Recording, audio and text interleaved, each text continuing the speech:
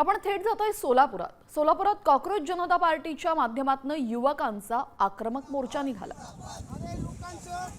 सरन्यायाधीश सूर्यकांत यांच्या वक्तव्याविरोधात घोषणाबाजी करत जिल्हाधिकारी कार्यालयावर युवकांनी मोर्चा काढला। होय, आम्ही झुरळ आहोत असं लिखाण असलेली जॅकेट परिधान करून आंदोलकांनी घोषणाबाजी केली। लोकशाहीवादी युवा महासंघाच्या वतीनं हा मोर्चा काढण्यात आला। आज आमचं पहिल्या टप्प्यातलं आंदोलन आम्ही अत्यंत जोरात सांगणार होतो, परंतु एखाद्या जीवात मला त्रास दिलाय माणुसकी नाही। या देशाचे सरन्यायाधीश ज्यांना झुरळ म्हटलेलं आहे, या झुरळांच्या हाताला काम द्या, बेरोजगार तरुणांना रोजगार द्या। जर तुम्ही नाही दिलात तर नक्कीच या व्यवस्थेवरती हे झुरळ हल्ले केल्याशिवाय राहणार नाही।